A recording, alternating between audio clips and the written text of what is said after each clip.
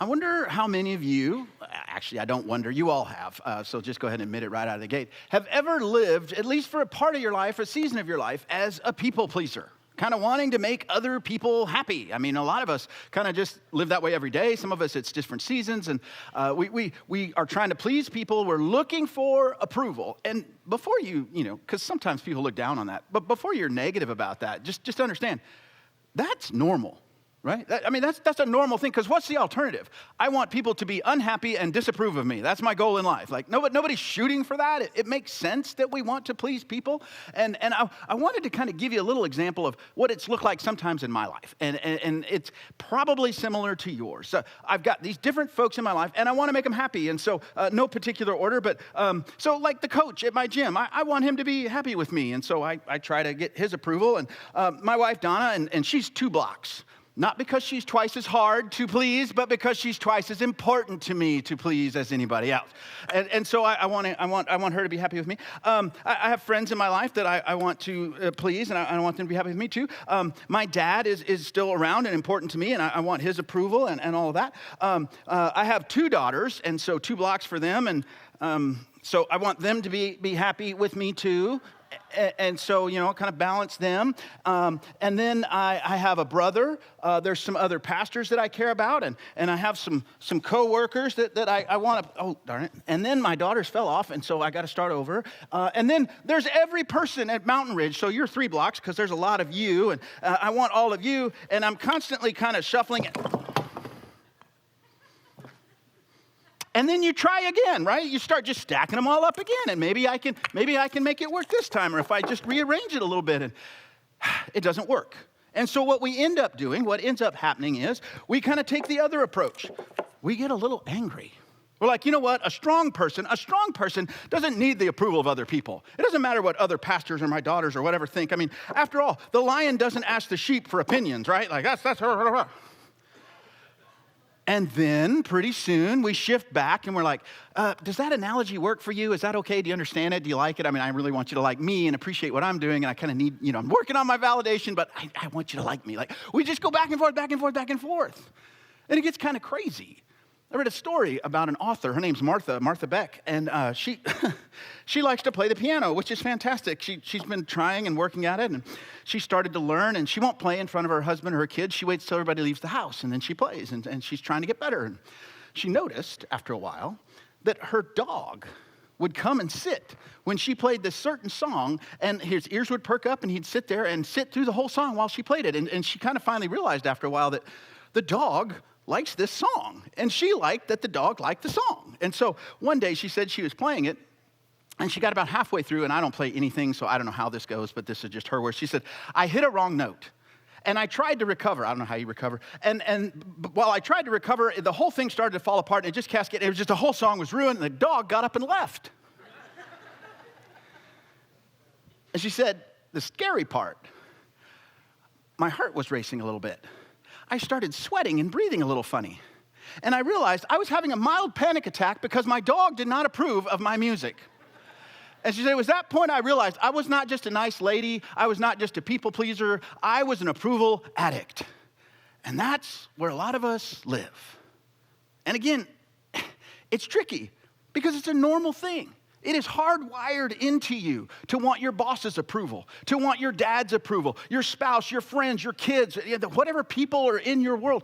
It is normal. It is hardwired into you. The problem is, and you know this, it's like eating, right? I mean, parents, you can feed your kids as much as they want. They're going to get hungry again. Like, it just keeps coming back. No matter how much approval you get from whoever it is you want to get it from, before long, you're hungry again. You want some more. And it's unrelenting. It never stops. And you don't want to be the bitter person. You don't want to be trying to balance everything. How in the world can you manage all of this? And the truth of the matter is, you really can't. And I don't mean to knock you. I'm not trying to be difficult or make you think less of yourself. But one of the things that every Jesus follower has learned is there is a continuous stream of approval that is healthy and helpful and leaves you satisfied and content. But it only comes from one place. And it's not all the people in your life. It's not that they don't matter, but they cannot give you that stream of approval that you're looking for. And when you focus your life and live it in one direction, all of a sudden, that need for approval that we all have, that's a good and healthy need, seems to be met in a way we didn't expect. There's a truth behind all this, what we're going to talk about today. One's approval is found in living for an audience of one. The approval you're looking for, it comes from living for an audience of one. Paul ran into this a couple thousand years before we did. And he writes a letter, and it's to his friends in the city of Corinth. In 1 Corinthians chapter 4, if you want to follow along in the Bible here in just a moment, we're going to look at it. But he's writing to a very divided church.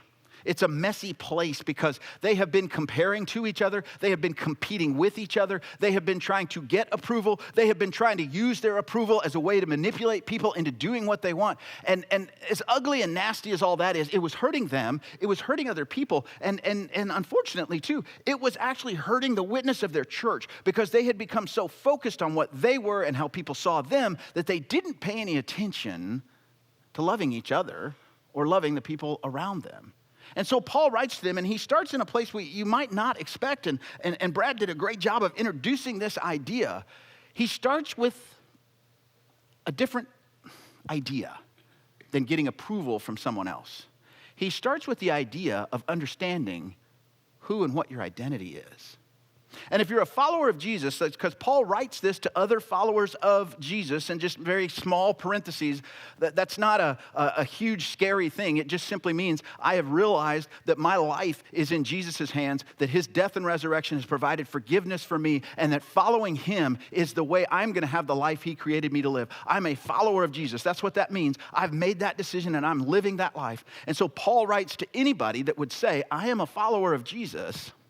And he says, let me let you in on the secret so that you don't have to live for the likes on your Instagram post. You don't have to worry about what your dad says when you're not there. And you don't have to live paralyzed in fear with worrying about other people's opinions, trying to find some source of approval or validation.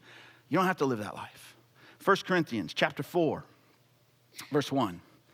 This then is how you ought to regard us. And again, we're going to go slow on this because there's so much in here.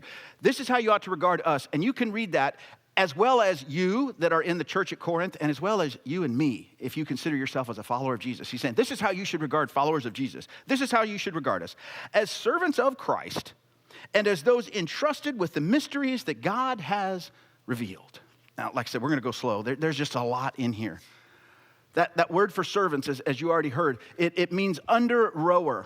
And it was a horrible job. It was a difficult job. It was down in the bottom of the ship where it smells and it's sweaty and it's dark and it's hard and it's physical labor and there is no stopping point because even if you finish today, you're going to get up and do the same thing tomorrow. It was the worst job for a servant.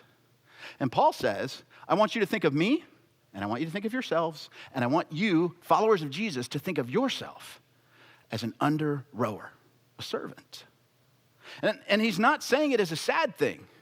He's not saying it as a demeaning thing. He's saying is, I want you to understand that you are grounded in this idea that I am a servant, the lowest of servants, because I'm a follower of Jesus, which sounds odd. Now, I got to be honest with you. I had a chance to see if this was really true of me the other day. I come in early in the mornings and during the week especially, and sometimes I'm the first one here, not every day, but sometimes I'm the first one here, and this happened to be a day I was the first one here, and what's a nice way to say this? I went into the men's room, and coming into the bathrooms at church on a Monday morning after Sunday, especially in the kids' building, you never know what you're going to find. There's a lot of, it's kind of a mystery kind of thing. And so I stopped in the men's room, and I noticed out of the corner of my eye, one of the toilets, something didn't look right. Which isn't, again, unusual. I went over and I looked in and we have these automatic bowl cleaners. And it was down in the bowl, down in the exit port for the toilet, whatever that is. And I knew, I don't know why I knew, I instinctively knew if somebody comes along and flushes this, that's going to go up in that pipe and it's going to jam in there. And before you know it, we're going to have to unbolt this toilet and replace it with another one. And we don't want to do all that. But then I'm also wondering, how do you get this out? Okay, so I go to the cleaning closet. I'm like, maybe we got some rubber gloves. Nope, at least not that I could find. I thought, well, I can fish it out with something, knowing that whatever I fish it out with, I'm going to have to throw away as soon as I'm done. Can't find anything that I can throw away. And then I realized, wait a minute, you're the pastor. There's got to be somebody you can delegate this to. We got an office manager. We got ladies in the front. We got people that I'm like, no. I can't do that. I'm an under rower, right? And so don't tell anybody. I reached my hand in like that bowl was fire. I pulled it out, put it back, and I washed my hands for 22 minutes. Like that's don't clap for me. But that's the understanding he's saying. I am willing to do anything as a follower of Jesus. There is nothing below me as a follower of Jesus. He's speaking to identity. He's not worried yet about approval and what anybody else thinks. He's talking about how you see yourself. But he wasn't done. There was another word in there. It's called oikonomos, which, it sounds weird or like it's Greek yogurt or something. But really, all it is it means I am a steward. Like I am in charge of things even though I don't own them. In Paul's day, that meant somebody that ran a rich person's household. Like he managed the staff, he took care of the bills, he made sure there was groceries, whatever happened on the property was under his watch. Like he was in charge of everything, he just didn't own it. And Paul says, look, I am an under rower, willing to do anything, but I'm also a steward that is over all these things. I am in charge of the secrets of life is the way he talks about them. Like I have eternal life and I have the ability to share that with other people. So he's saying when you think about yourself, before you worry about anybody else's approval, you need to understand something. You are a servant willing to do anything, and you are a steward trusted with everything. God has given you trust over the most precious thing that's available to you. So you have this weird dichotomy. I'm willing to do anything. I'm trusted with everything. That speaks to identity. So he's laying that foundation. And then look at verse 2. Verse 2. He says, now, it is required that those who have been given a trust, he's talking about that steward, must prove faithful. In other words, nobody goes out and hires a steward to run everything, and if they do a terrible job, leaves them doing that job. Of course not. You can't keep doing that if you're doing a terrible job. You need to be faithful. You need to be diligent. Now, what does this mean for you? If you're a follower of Jesus, okay, I get the identity part, but being faithful, what does that mean? There's been a long history of people getting confused that follow Jesus when it comes to two things. When it comes to earning and when it comes to effort. You see, as a follower of Jesus, we don't earn anything. We don't have to earn anything. Our forgiveness, purchased by Christ's death on the cross. The new life that we have, given to us because of his resurrection. The Spirit of God comes and lives inside of us, not because we're so great, but because he has made us right with God. He has removed every barrier. He has taken care of every sin. He has taken our guilt and our shame away. He has allowed us to walk in the light, not in the darkness. He's told us the truth. We don't have to believe the lies anymore. He's done all of those things, and we don't earn any of it. But he's not opposed to effort. And that's what he's saying. You need to be faithful because you are a servant willing to do anything. And especially because you have been entrusted with everything. Live your life as a faithful follower of Jesus. That's what we said earlier about this idea of an audience of one, that I'm going to follow him. And do you know where Jesus is going to lead you? He leads you to the same place over and over and over. He leads you to love and good deeds. He leads you to love other people and do good things. He leads you to love the people around you. He leads you to serve the people around you. He leads you to love and good deeds. You are saved to do good works. That's what Jesus saved you for. So it's not so much that I have earned anything. Of course not. I can't earn any of the things that Jesus does for me. But I am not released from executing any effort. I want to faithfully follow him. It takes effort. It's not just sitting and watching the world go by. There's an effort on my part to be faithful, to follow him where he leads me. And that's where approval comes from. I know who I am. I got my identity part figured out. And I know who I belong to and who's in charge. And now all of a sudden, approval becomes much simpler kind of issue. But this is hard. This is hard. If you've lived your whole life as an approval addict, just kind of reading these verses and hearing me talk about it, it's like, okay. But still, this thing in me keeps seeking it. And it's especially hard when it's just kind of become routine.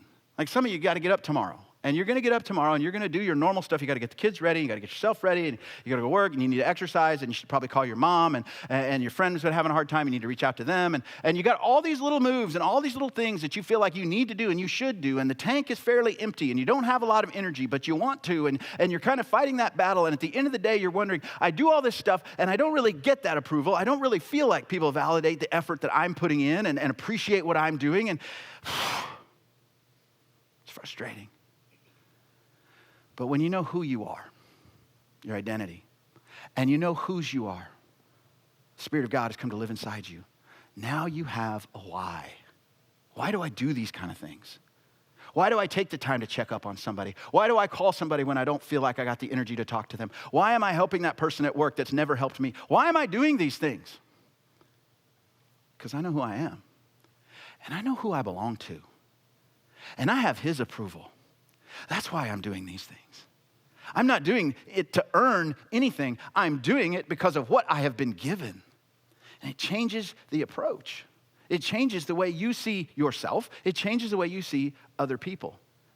But I will be happy to admit to you that at the end of the day, this isn't anything radically new. You hear this in our culture and our society all the time. Hey, you be you. You do you. You go after whatever matters to you most. You live your best life. You don't have to get anybody else's permission or anybody else's approval, and you're good and you're fine, and you find your why and your passion, and you just chase it, and you go after that. You can hear that anywhere. That's normal stuff. But where it becomes very, very different is in verses 3-5. Look at these with me. Paul's continuing to talk to them about this, and he says in verse 3, I care very little if I am judged by you. That is not an arrogant, I don't care, you don't matter kind of statement.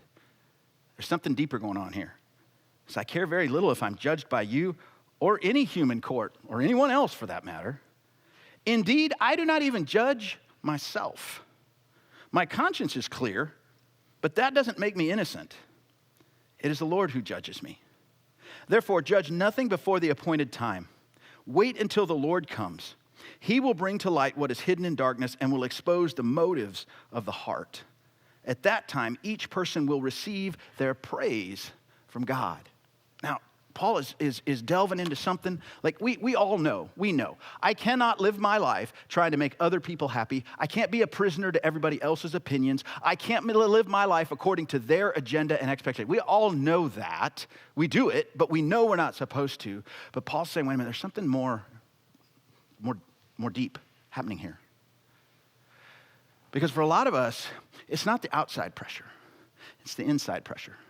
It's the internal voice that judges us, that corrects us, that prods us, that guilts us, that shames us, that tells us to do better, to do more, to earn it.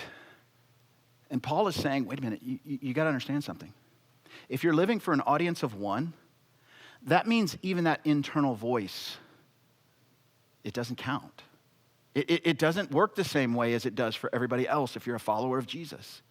He says, look, as far as my conscience goes, as far as I know, I'm okay. I haven't done anything wrong. He goes, but you know what? It doesn't really matter because I'm not even the judge of me. Jesus is. The one who knows my heart, the one who knows my motives, the one who sees the things I've done that have worked and haven't worked, the times I've tried to love and it was rejected, the times I should have loved somebody and I didn't. He sees all that. He knows all of that. And instead of paying attention to the quiet internal voice and somehow justifying to myself, yeah, you're okay, you did right, you did well, he says, silence that too. The praise, the approval, the validation, whatever word you want to use, the only place it's going to come from that's going to completely satisfy you is from Jesus. And that's why he says, live for an audience of one. It's okay. You know your identity. You're an underrower. I'm willing to do anything. You're a steward. I'm in charge of everything. I don't have to earn anything, but I am going to put my effort into following him. And he keeps leading me to the same places. He keeps leading me to love people, do good deeds, over and over and over. I don't do it to get approval. I actually do it because I've already got his approval. And it changes you. It transforms you. And I know I've said this the last few times. That's why you're here, right? You're not here because you're supposed to be. You're not here to make somebody else happy. You're here because you want God to change you and transform you. And you worship him because of what you've seen him do, and you worship him in anticipation of what he's going to do. And he's telling you it comes. The approval, the transformation, all the things you're looking for. It comes when you put God's purposes first, when you pursue him. And we don't always understand what God is like. But this is such a brilliant picture of what he is like. He is a good father. He would rather praise you than punish you. I mean, you see it in Christ. Why would he give his son? Why would he cover your sins when you didn't even ask him to do it? Why would he give you new life with the simple statement of belief and faith and a willingness to follow? Why would he give that to you if he didn't love you deeply? If he didn't approve of you? Your approval was bought through Christ. When God looks at you, he knows there have been problems. He knows there have been failures. He knows that sin is a reality in your life. And when he looks at you, he says, but because of my son, I approve of you. You don't need to be validated by anyone else. Follow him. You come to realize something. As a follower of Jesus, there's nothing to prove. And there's really no one to impress. You can literally make your focus following him. And how that plays out every day looks different for everybody. But there is one thing I can tell you, as a church, we want to help you do that. We desperately want to help you do that. We want to see you be transformed. We want to see you live into the fullness of the life that God created you to live, knowing his approval, knowing that you're living for that audience of one and you're finding that contentment and satisfaction. We deeply want that for you. And one of the ways we do that, it's going to sound strange to you. We invite you to volunteer and serve in our church. And you might think, wait a minute, that doesn't sound right. Because most of us, and I've thought this before in my past too, a lot of times we think about, if I volunteer, if I help out somewhere, especially at church or whatever the case may be, it's kind of a win-lose deal, right? So the church wins because they get somebody that does something that helps them out, and whoever's being served, they kind of win, but really, and you may not use this word, but if I'm the one that volunteers, I kind of lose. I lose some time, I lose some, investment and energy and stuff I don't really have because I'm serving, and so I kind of lose. The church and the people win, and I lose. But that's not really the way it goes. That's not the way Jesus does things. What happens is when you step into serving, it becomes a win-win situation. When you step into your identity, when you realize and understand, that's right, I am a servant willing to do anything. I am a steward trusted with everything. And the only thing I have to put my effort into is being faithful to follow him. I find myself being transformed when I step into that identity. And that's what serving other people allows you to do. You step into that. It changes how you see, again, yourself. It changes how you see other people. And it comes through such a simple act of saying, yeah, I can help with that. I want to serve. Listen, and I know this sounds weird.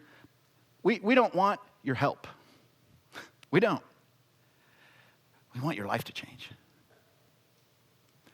And I firmly believe that when you step into a role where you say, I'm going to serve somebody else, I'm going to put them first, it is going to change your life. This is not about doing stuff. This is about being who Jesus called us to be and being faithful to that. And so, serve. It seems simple. It seems straightforward. It's easy to dismiss as that's for other people. That's for the people that are a little further down the road or have more time or they've retired or they don't have kids or, we come up with all kinds of reasons. That's for somebody else. Not for me, somebody else. And yes, maybe it would have an impact on me and all of that, but, I'm finding ways to serve people in other times and places, and which I think is great. But how do you ensure that it's happening in your life all the time? That you are consistently following him faithfully and serving other people. So maybe that's a step that you need to take today. And Pastor Corey's going to come in just a moment and kind of share with you how you can step into something like that. But many of you, and I'm so glad, you have taken up that idea of being an under rower and being a steward, and you have been serving for a long time. And you know exactly what I'm talking about. I felt it. I can look back and I can see I am different because of what God has done in me through my willingness to be faithful and follow him in this and put effort into it. I'm not earning anything. I'm not paying God back, but I'm putting effort into it. And I have seen how he has changed me, but you have a next step too. What if you decided, hey, the best thing I could do next is to bring somebody else along, to apprentice somebody else, to learn to do what I am doing, to pass on what you've learned and be a hero maker for someone else. They say, you know what? It's not about me anymore. I've been serving for a while. I'm going to raise somebody up that can do exactly what I've been doing, and I'm going to let them have that same experience that I've had, and God will send me to the next place, whatever it looks like. That could be a powerful next step. And so if you've been waiting, if you've been waiting for permission, or you've been waiting for somebody to encourage you to step into these things, I would tell you right now, you have all the permission you need. You have all of God's approval that you need. And we would love to work with you and help you experience that. There's a famous parable that Jesus told many times. It's called the parable of the talents. He told it a few different ways. I'm sure he told it in multiple places. And of course, it's written down in the Gospels. And it's a familiar story for a lot of us. It's about a master that leaves, and he leaves 3 servants in charge, and he gives different responsibilities or different resources to each one based on their abilities, and he takes off, and he says, I'll come back. We'll figure everything out when I get back. And again, if you know the story, you know the first 2 went off and they took what they had and they doubled it, and the one went off and he hid his. And a lot of times we put the focus on the one guy that hid his. But today I want to just ask you to think for a moment about the 2 that did exactly what they were supposed to. The 2 that were faithful. They took what Jesus had given them. They invested it. They did everything they could with it. They were faithful, and they doubled what the impact they had had before. And Jesus comes back and he talks to them and he says these words that so many of us want to hear as followers of Jesus. Some of you have already thought of them because you know the story. He sat down with them and they said, look, here's what you gave me and here's what I was able to do with it. What does he say? Well done. Well done. Good, faithful servant. For so many of you, you've been following Jesus a long time. And those are the words that you really want to hear. Those are the words that put the stamp on your life. I said, yes, that's the one I wanted to please. That's the one I've been living for. That's the pronouncement that I've wanted to hear. It's well done, good, faithful servant. I don't know if you ever considered this. You don't have to wait until the end. You can hear that today. You can hear that today. And it's so simple. I mean, Paul laid it out. When you know who you are, I'm a servant. I'm willing to do anything. And I know that my Lord has trusted me with everything. And the calling on my life is to be faithful, to follow him, to go into those places, to love people, to do good deeds. That's a calling on my life. And so I'm just going to do that. At the beginning of the day, you can tell Jesus, today I'm going to do everything I can to be faithful to you. I'm going to follow you. I'm going to be the servant. I'm going to be the steward. I'm going to do it all. And then at the end of the day, Jesus, I did my best. I know I didn't do it all right. I know there are places that I messed up, but I tried to be faithful and I tried to follow you. And you know what he's going to say? Today, well done, good and faithful servant. He wants you to know the joy of his approval. That's what he said, that God himself will praise you. You can have it. The approval you've been looking for, all of it, it comes when you live for an audience of one. And so that's what we're going to do. Inspired by the way that we are loved and saved and taken care of. Empowered by the same power that raised Christ from the dead that lives in us. We're going to go faithfully and live as though there's only one person that we have to please. And what we will find is in our wake a trail of people that have been blessed because we have been living for an audience of one. Let's pray together. Father, thank you for these words, and thank you for the promise of hearing the praise of our Savior, reminding us that our faithful work has a reason, and the effort that we put into following Jesus is a joy to you, and you are well pleased with us. And so, Father, I pray that you'd give us the courage to move into whatever is next. to continue being faithful, for those that are discouraged and those that have been slack or just felt worried and caught up in trying to please everybody else. Would you remind them that you are their singular source of approval? And for those that have continued to go and have been enduring and are persisting but beginning to wear out a little bit, to feel tired, would you put fresh wind in their sails? And Father, for those that are really just beginning or even exploring the idea of what it means to follow Jesus, would you help them to see that in his death and resurrection, they can find the approval, the rightness that they need in their relationship with you because of who he is and what he's done, if they would have the courage to follow you. So Father, thank you for our church. Thank you that we live in your approval. Give us the courage to continue to pursue your purpose. In Jesus' name, amen.